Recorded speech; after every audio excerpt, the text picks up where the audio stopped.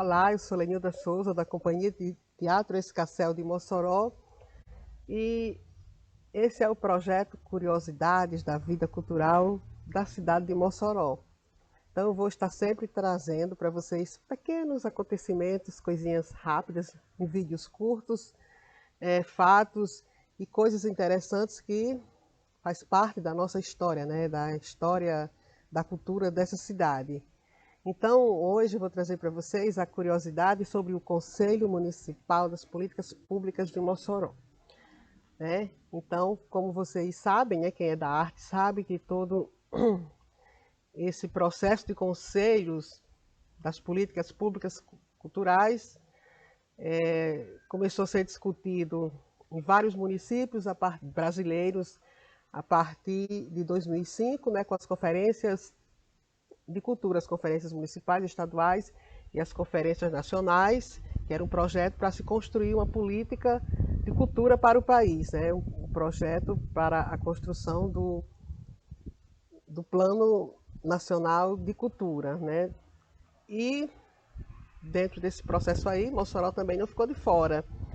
Então a gente veio dialogando com a cultura oficial, né, o poder público, até 2013, para que pudéssemos também construir o nosso Conselho Municipal de Cultura, nosso Conselho Municipal das Políticas Públicas e o nosso Sistema Municipal de Cultura.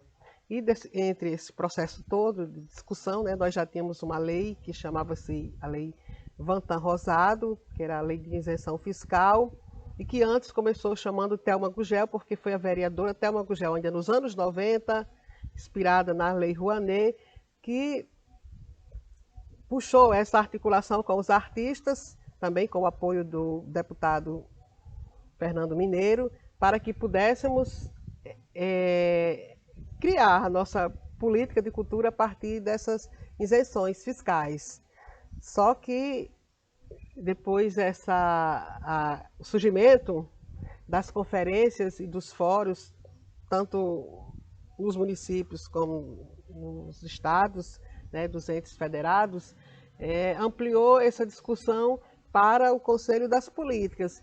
E foi aí que essa lei, chamava-se Thelma, já tinha passado a se chamar Vantan, e quando a gente construiu no processo com a política pública, né, o poder público, o Conselho Municipal de Cultura, o Conselho passou a se chamar Conselho de Políticas Públicas. E nesse sistema municipal da política, que foi aprovado, né, sancionado em 2013 pela prefeita Cláudia Regina, ele foi construído por uma parte dos artistas da cidade. Eu posso citar aqui alguns nomes, que foi Dionísio, juntamente com o pessoal do Tarará, eu, Marjonato Santos e o pessoal da Escarcel, Augusto Pinto e o pessoal do Arruaça, a cantora Nida Lira e tantos outros artistas, a Joriana também, que chegou junto conosco, e em vários momentos desse processo, né, porque esse texto não começou nesse momento, mas foi construído, foi meio que finalizado por nós e encaminhado para a prefeita. A prefeita tinha a responsabilidade de colocar nesse texto a linguagem normativa, padrão e institucional, e fez isso muito bem feito, porque tinha também pessoas muito boas na equipe dela, e saiu um documento maravilhoso. Porém, tinha 3 coisinhas que ficou, digamos que camuflada, né, dentro do documento. Um é que nós artistas gostaríamos que fosse citado, explicitado dentro da lei e também para o Conselho Municipal de Cultura, não só o respeito à cultura LGBT, mas o espaço para a cultura queer e também os povos de terreiros também que tivessem cadeira na assento do conselho, e que a lei ela fosse, o Conselho Municipal de Cultura, ele fosse decidido, a sua presidência, por meio da reunião dos conselheiros já aprovados, né, dentro da paridade entre os representantes da sociedade civil e do poder público. E acontece que quando a lei, que é muito bonita, né, bem elaborada, porque tem essa construção de nós, os artistas, não respeitou esse nosso desejo, esse nosso pedido.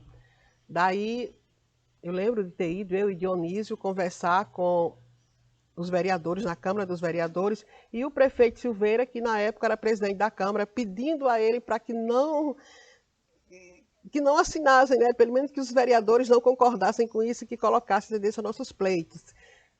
Houve uma reviravolta na política da cidade e o prefeito passou a ser, o presidente da Câmara passou a ser prefeito interino. E quando ele estava prefeito interino, recorremos novamente a ele pedindo para que ele mudasse. Ele atendeu só a um dos nossos pedidos, né? Tentaram nos convencer de que quando se fala em cultura popular, os povos de terreiros já estão sendo representados. Tentaram nos convencer de que quando fala em diversidade, toda a comunidade LGBTQI+, também está contemplada, coisa que nós não concordamos. Obviamente que a gente sabe o que é a linguagem e o que é a escrita, mas enfim, era o que podia se fazer na hora e mesmo assim ele atendeu o nosso outro pleito, que era a questão da presidência. E nessa ideia, né, de mudar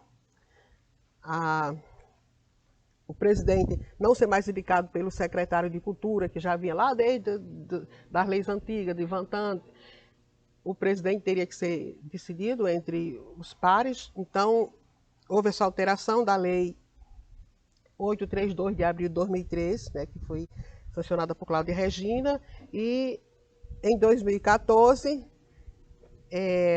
no artigo 40, o prefeito de Mossoró, ele faz uma interferência, né, nesse inciso. E aí foi uma conquista nossa que, a partir, né, de 2014, o presidente do conselho será definido entre os pares. É uma conquista e ainda continuamos na luta pelo respeito e posto de forma clara na lei o espaço para a comunidade e a cultura queer e o espaço para os povos de terreiros.